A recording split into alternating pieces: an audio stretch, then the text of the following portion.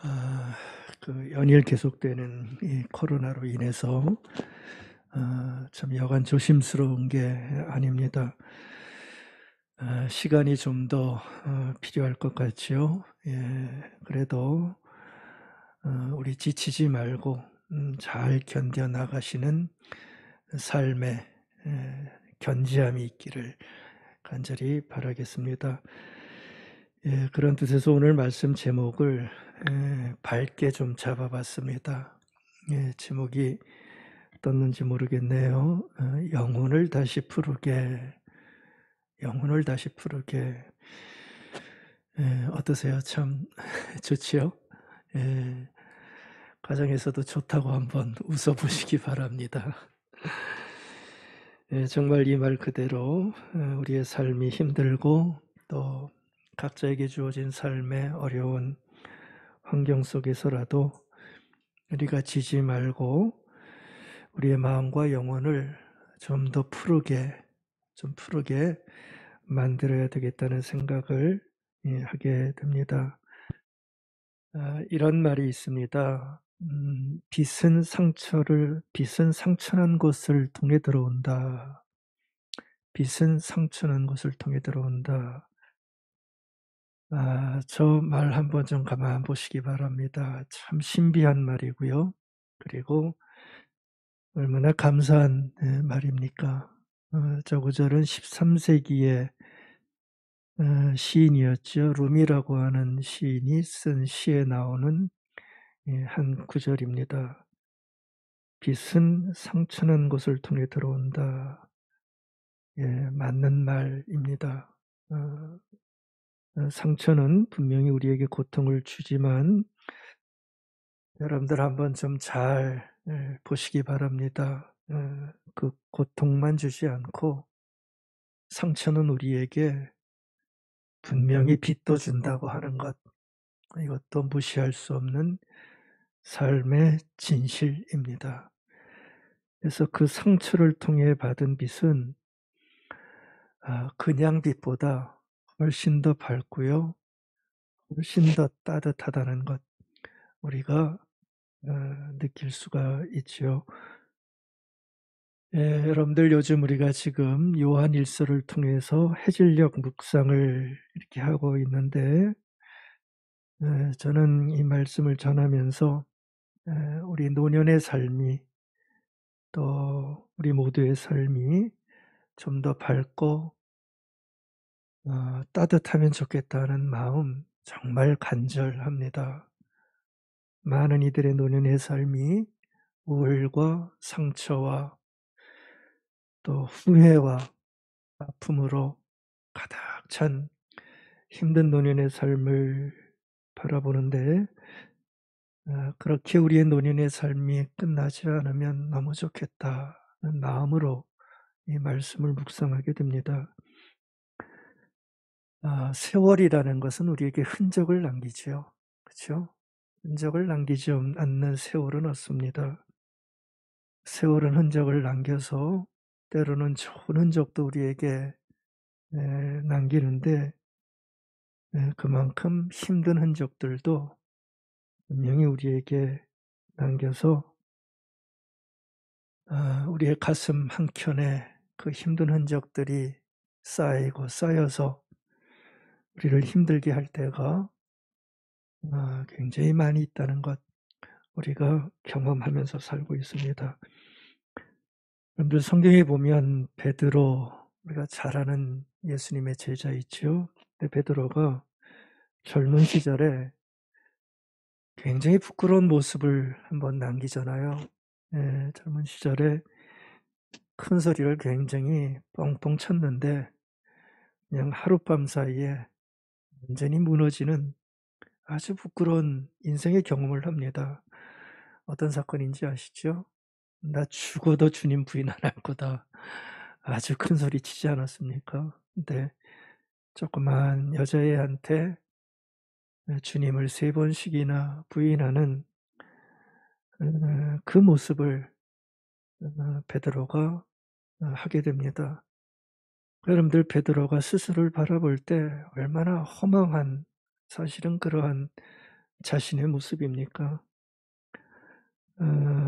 큰 소리 쳤지만 그렇게 힘없이 무너진 자신을 보면서 베드로는 굉장한 부끄러움을 아마 느꼈을 것입니다. 모르긴 몰라도 그의 마음 한구석에 이 부끄러움은 아주 오래도록 남아서 그의 인생의 트라우마처럼 깊은 곳에 쌓이고 쌓여 있지 않았을까 하는 그런 생각을 해볼 수 있습니다. 네, 여러분들, 이렇게 보면 베드로만 그런 것 같지는 않습니다. 그렇죠? 우리 모두도 가만히 우리의 돌아온 인생을 살펴보면 글쎄요, 베드로 못지않은 아주 부끄럽고 생각하면 낯이 뜨뜻해지는, 왜 낯이 뜨뜻해지죠? 그런 거 있잖아요. 생각하면 낯이 뜨뜻해지는 모습이 아마 없지 않고 우리에게 아마 다 있을 것입니다. 대단히 송구스럽지만 오늘 아침 여러분들도 한번 생각해 보시라고 제가 시간을 드리고 싶습니다. 뭘 생각을 해 보시냐 하면 그동안 살아온 나날들이지요. 그동안 하나님에게 여러분들은 어떤 부끄러운 모습이 있으셨어요? 가만히 생각해 볼 때 이건 정말 아니었구나 하는 그러한 낯뜨거운 모습들, 아니면 타자에게, 나 아닌 다른 사람들에게, 그것이 부모가 됐든 가족의 자녀가 됐든 이웃이 됐든 나 아닌 타자에게 참 그때 그게 아니었는데 하는 부끄러운 모습들 한번 기억에 나시는 거 있으면 생각을 해보시기 바랍니다. 더 나아가서 자기 스스로에게 어떤 부끄러움이 모습이 있었나, 늘 어떤 장면들이 떠오르시는지 모르겠습니다. 생각해 보면 많은 부끄러움이 우리에게 있을 것입니다. 어떻게 다 깔끔하게 해결하셨는지 모르겠습니다. 물론 과거의 일이고 벌어진 일들을 우리가 지금에 와서는 어떻게 할 수는 없겠지요. 하지만 여러분들, 사람에게 그것을 내가 어떻게 하지 못하더라도 우리는 하나님을 향해서 또 자신을 향해서는 그 자신의 부끄러웠던 그 과거의 모습들을 좀 드러내서 아주 의식 깊은 곳에서 사라지지 않고 때마다 자신을 힘들게 하는 그런 과거의 부끄러움들, 마음의 짐과 마음의 상처들, 그것이 있다고 한다면 치유하고 회복해야 되는 일은 특별히 해질녘을 살아가는 우리의 삶의 과정이 있는 사람들은 꼭 가져야 되는 삶의 과제고 삶의 숙제 같은 굉장히 귀한 삶의 모습이라는 생각 우리가 할 수 있어야 됩니다. 이렇게 보면 자신의 부끄러운 모습을 보면서 아파했던 사람들은 굉장히 많습니다. 아파했던 사람들은 굉장히 많습니다. 아주 빨리 떠오르는 사람 중에 저는 시인 윤동주의 시를 보면서 그 생각이 들었어요. 그의 유명한 시 있죠. 서시에 보면 그 서시에 나타난 시인의 마음, 참 우리가 많이 되새길 만한 마음이라는 생각을 해봅니다. 서시에서 윤동주는 이렇게 노래하죠. 죽는 날까지 하늘을 우러러 한 점 부끄러움 없기를, 잎새이는 바람에도 나는 괴로워했다. 별을 노래하는 마음으로 모든 죽어가는 것을 사랑해야지. 그리고 나한테 주어진 길을 걸어가야겠다. 오늘 밤에도 별이 바람에 스치운다. 이런 시인의 마음을 우리에게 전해줬습니다. 여러분들, 이 시인이 지금 부끄러움이 있다는 겁니까? 없다는 겁니까? 부끄러움이 자기에게 있다는 것을 얘기를 하는 것이요. 근데 이 시인은 자신을 향한 부끄러움이 너무 크지만 어느 정도도요, 잎새의 작은 바람에도 괴로워할 정도로 자신의 모습이 참 부끄럽지만, 근데 그걸로 끝내지 않고, 그래서 더 죽는 날까지, 그 순간까지 정말 부끄러 먹기를 나는 다짐하겠다 하는 귀한 다짐을 우리에게 남겨주고 있습니다. 여러분들 자신의 삶을 돌아보면서 과거의 일이라 묻는 게 아니라 부끄러움을 느꼈던 많은 이들은 그 부끄러움을 보면서 다시는 그런 부끄러움 인생 살지 않겠다고 하는 굉장히 좋은 다짐을 많이 하고 있는 것 우리가 볼 수가 있습니다. 여러분들 다윗 한번 생각해 보십시오. 다윗도 굉장히 부끄러운 과거에 있었던 사람이지요. 밧세바 범한 후에 아무도 모르겠지 그러면서 지내다가 들키잖아요. 나단 선지자한테. 나단 선지자가 와서 탁 얘기를 하니 빠져나갈 수가 없잖아요. 아마 그 순간에 다윗은 얼마나 부끄러웠을까요? 그렇죠? 얼마나 낯이 뜨끈뜨끈했을까요? 예? 그때 바로 다윗이 그 부끄러움을 느낍니다. 예, 아주 철면피가 아니라 그 부끄러움을 다윗이 느낍니다. 그러면서 굉장히 감동적인 참회, 회개를 보여주시오. 그게 시편 51편 아닙니까? 굉장히 감동적인 장면 우리에게 남겨줘요. 제가 그 부분 하나 읽어드릴게요. 시편 51편 10절부터 12절입니다.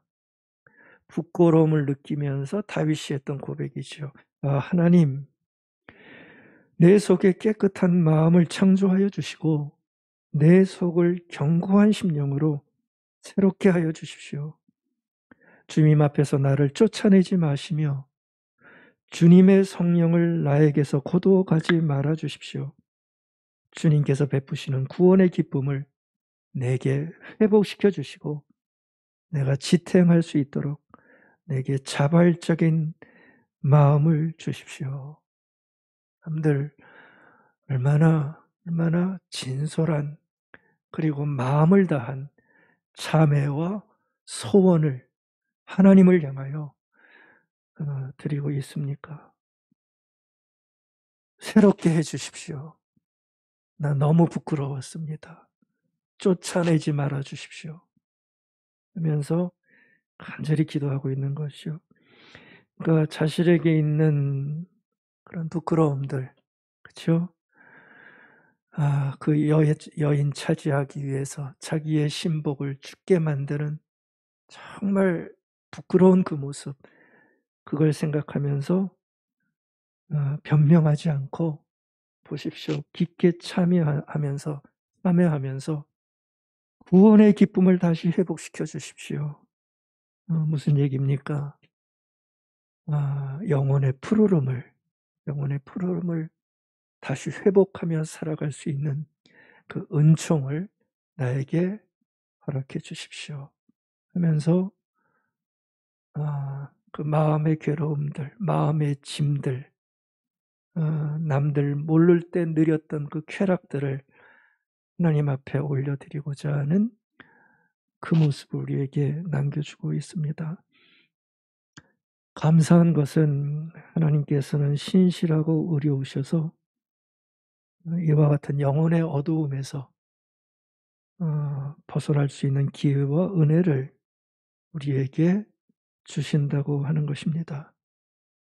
여러분들 오늘 본문 9절에 보면 사도 요한이 발견한 아주 놀라운 사실이 거기에 서술되어 있습니다. 9절 한번 더 보시겠어요? 스크린을 한번 보시기 바랍니다. 요한은 9절에서 이런 말을 남겨주고 있어요. 우리가 우리 죄를 자백하면 보십시오. 하나님은 신실하시고 의로우신 분이셔서 우리 죄를 용서하시고 모든 불의에서 우리를 깨끗하게 해주실 것이다. 저는 이걸 요한의 발견이라고 보고 싶어요.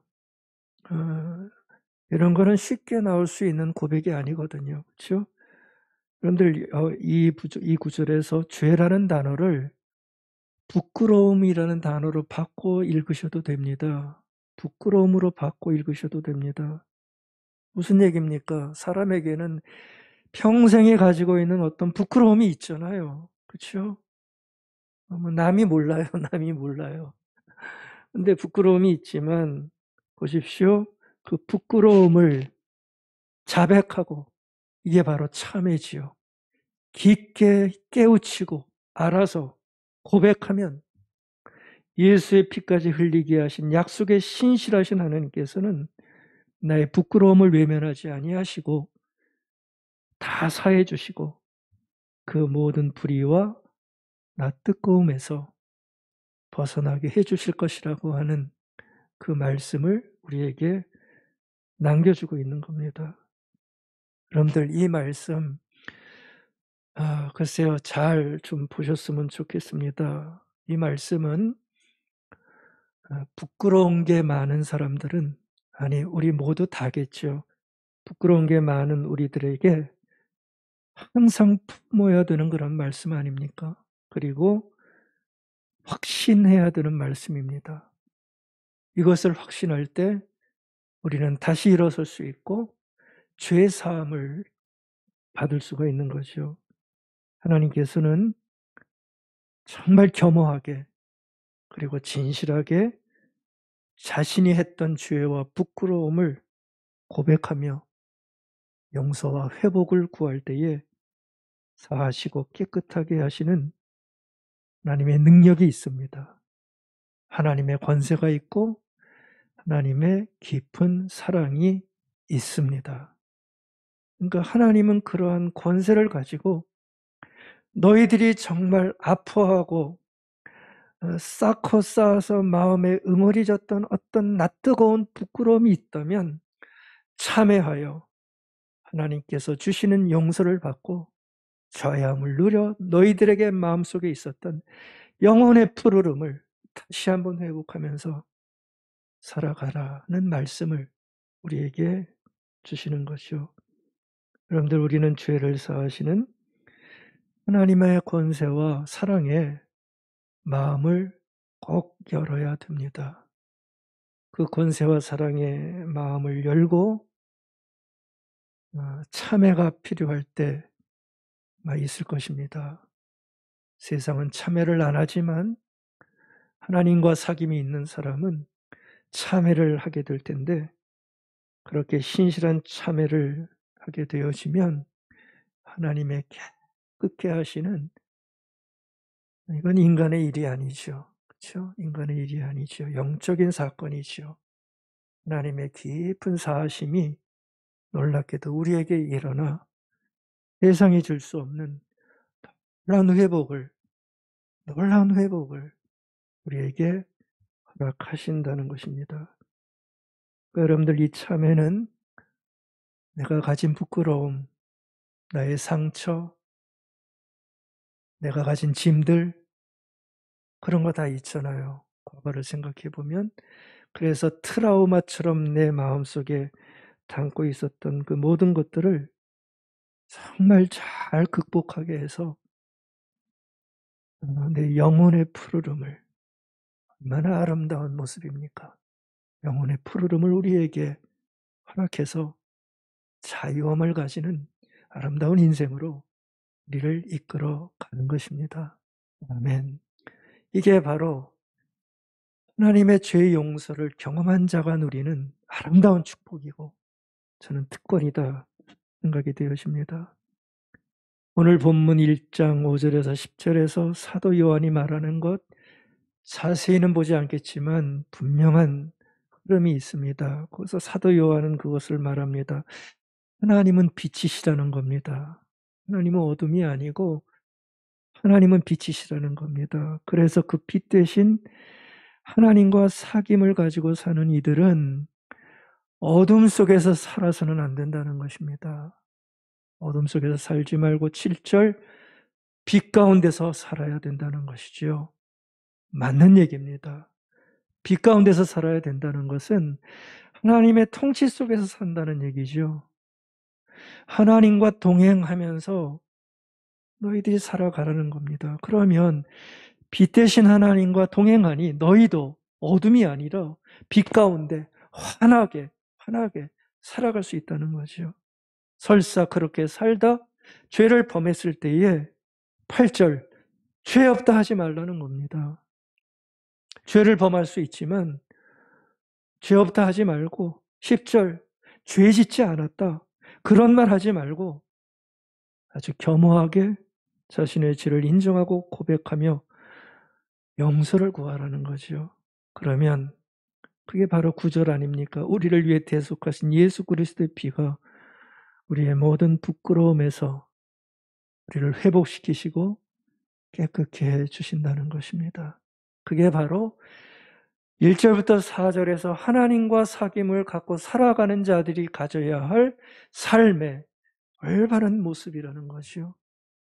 빛 가운데 살아가지만 때로 어둠에 처해서 죄를 지었다 하더라도 우기지 말고 나 죄 안 지었다 자꾸 그런 얘기하지 말고 겸허히 하나님 앞에 나아가 자신의 잘못을 깊게 참회하면 신실하시고 의로우신 하나님은 우리를 회복하여 주신다고 하는 그 사유의 은총을 신앙인들은 반드시 누려야 한다는 것, 그것을 얘기를 해주고 있는 겁니다.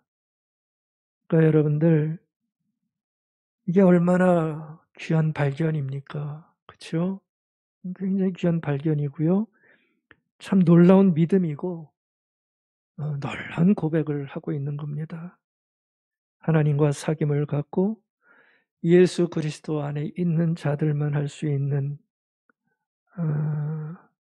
정말 보화 같은 은혜지요. 그리고 이건 특권입니다. 특권입니다. 누가 나의 죄를 용서합니까? 그럴 순 없습니다. 하나님은 우리에게 그러한 특권을 약속해 주신다고 하는 말씀을 우리에게 남겨주신 거죠. 그러니까 여러분들 신앙인들의 참회는 내가 힘들고 내가 어려워서 죄를 범하고 나의 부끄러운 모습이 있을 때 하는 나의 참회는 여러분들 잘 들으십시오. 결국 나를 살리고 아멘. 우리의 모두를 살려내는 굉장히 숭고한 행위입니다. 참회는 자기 합리화도 아니고요. 자기 변명도 아닙니다. 참회는 신앙인들이 할 수 있는 너무나 숭고한 사실은 신앙의 고백인 거죠. 그래서 여러분들 참회하는 자가 많으면 그 가정은 산다고요. 참회하는 자가 많으면 교회도 살고 더 나아가서 이 사회도 살려낼 수가 있어요. 사회가 참회하는 자가 많으면 번성합니다. 근데 참회하는 자가 사회에 없어요.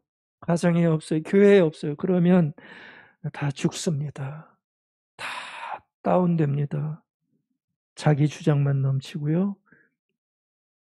자기 합리화만 넘쳐요. 그렇죠? 네, 갈등이 참회가 없는 곳에서는 갈등이 넘쳐납니다.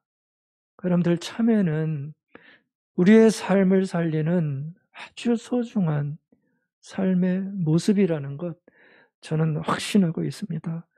여러분들 참회를 평가절하 하지 마십시오.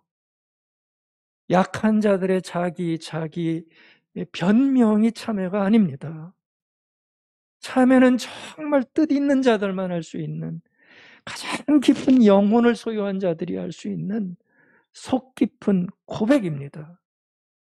참회를 평가절하해서는 안 됩니다. 여러분들 참회는 세속의 허영에 물들어 있던 사람들, 죄성에 무너졌던 그 사람들이 이렇게 보니까 너무 부끄러운 자신이었던 거예요. 그 자신을 보면서 이제는 이렇게 살지 않겠다, 이렇게 무너지지 않겠다고 하는, 뭐라 그럴까요? 뜨거운 몸짓, 그렇죠? 그 뜨거운 몸짓, 아주 깊은 열망이, 그게 저는 참회라고 보고 싶어요. 얼마나 깊은 열망이 배어져 있습니까? 나는 이렇게는 안 되겠다.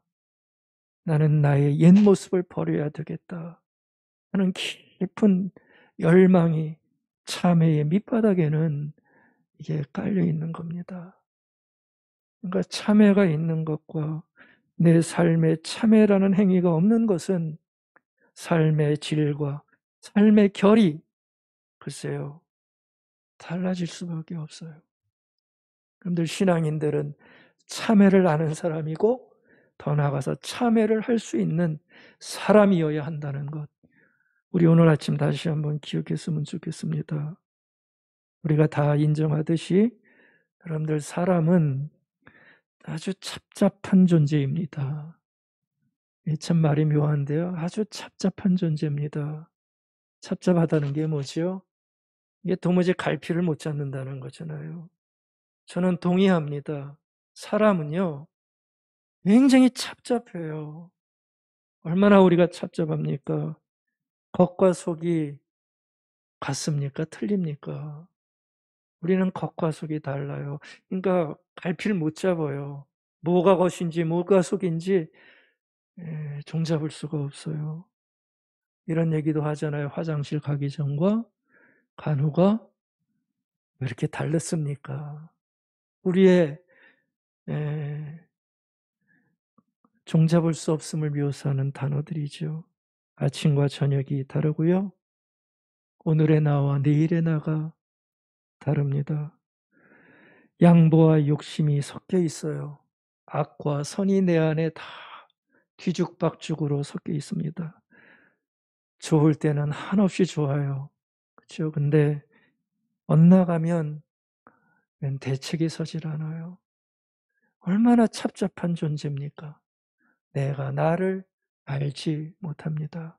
그러니 여러분들, 부끄러운 일은 생길 수밖에 없습니다. 우리 모두에게는 부끄러운 일이, 아주 낯뜨거운 일이, 이게 생길 수밖에 없습니다. 그러니 참회를 안 할 수 없지요. 참회를 안 할 수 없지요. 다 참회가 필요합니다. 다 참회록을 써야 됩니다.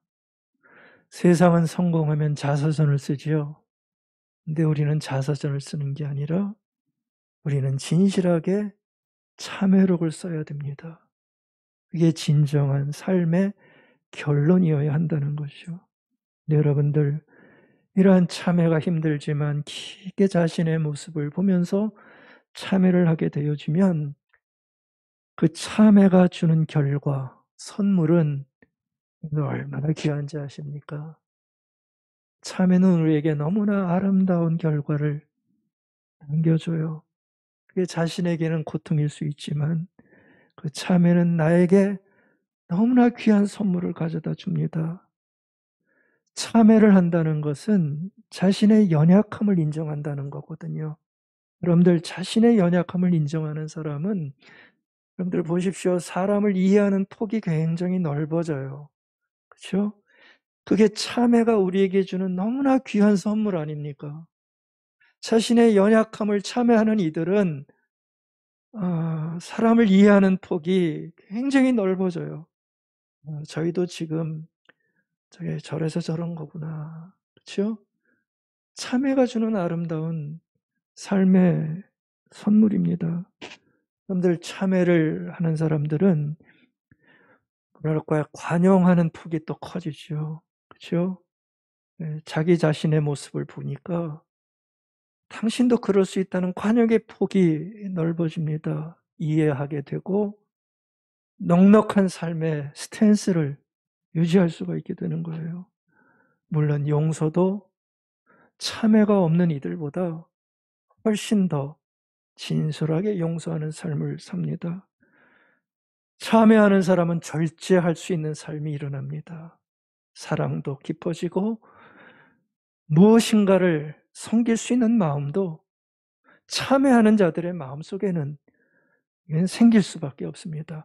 그러니까 보십시오. 이런 모든 것들이 합해질 때 영혼의 푸르름이 다시금 우리에게 생길 수 있다는 거죠. 안 그렇습니까? 사람을 이해하는 폭이 넓어지고 절제하고 사랑이 깊어지고 관용하고 여러분들 영혼의 푸르름이 자기도 모르게 참회를 통해서 올 수 있다는 거예요. 그러니까 여러분들 참회는 할 만한 삶의 모습입니다. 특별히 여러분들 청년의 때 하는 참회도 귀합니다. 참회는 빨리 습관을 들일수록 좋지요. 근데 결산의 때를 살아가는 노년의 참회는 훨씬 더 귀하고 아름답다는 것 우리 꼭 기억하십시다. 여러분들 참회만큼 아름다운 인생의 결산이 어디에 있겠습니까? 이거는 너무나 귀한 인생의 결산입니다. 하나님은 노년의 참회를 통해 우리의 인생을 깊게 위로해 주십니다. 우리의 상처난 아픔들을 주께서는 알아주시고 인생의 모든 부끄러움에서 나의 참회를 통해서 비로소 자유함을 허락해 주십니다. 그러니까 노년에 하는 나의 진실한 참회는 내 인생을 아름답게 결말할 수 있는 귀한 선물을 우리에게 주는 것이죠. 참회를 생각할 때 너무 거창하게 생각하지 않으셔도 될 것 같아요. 참회는 사귐을 갖는 하나님 앞에 자신의 부끄러움을 고하는 거 아닙니까? 그렇죠? 사귐을 갖는 하나님 앞에 자신의 부끄러움을 고하고 삶을 새롭게 만들어가는 과정, 그것이 참회입니다. 그래서 내 삶을 변형시키는, 내 삶의 형태를 좀 바꿔나가는 그것이 바로 참회가 주는 아름다운 삶의 모습이죠. 그러니까 여러분들 따뜻한 말 한마디 하는 게 사실은 참회입니다. 그렇죠? 그게 참회입니다. 미안했어. 내가 그때 참 미안했어. 내가 부끄럽소. 고맙소. 감사하오. 이런 거 참회 아닌가요? 그렇죠? 깊은 어둠 속에서 하나님 앞에 기도하여 얻게 된 나의 진실한 마음을 가지고 내 삶의 순간에 그것을 고백하고 용서를 구하고 감사하며 살아가려고 하는 그 귀한 마음의 자세, 이게 저는 참회라고 보고 싶어요. 참회는 그래서 삶으로 나타나게 되어지는 것입니다. 이어령 선생께서 그 딸이 시력을 잃어버리잖아요. 이민아 목사님 돌아가셨는데 그 딸이 시력을 잃어가는 걸 보면서 나중에 그 말씀하세요. 내가 다른 때는 하나도 얘기를 안 들었는데 그때서야 내가 참회를 했다. 그런 얘기를 합니다. 무슨 참회를 했는지 아세요?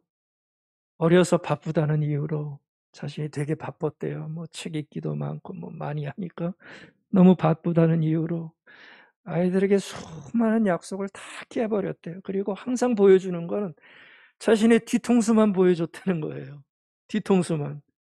근데 나중에 딸이 시력이 나빠지면서 거의 아무것도 보지 못하는 그 모습을 보면서 너무나 마음이 아팠다는 거죠.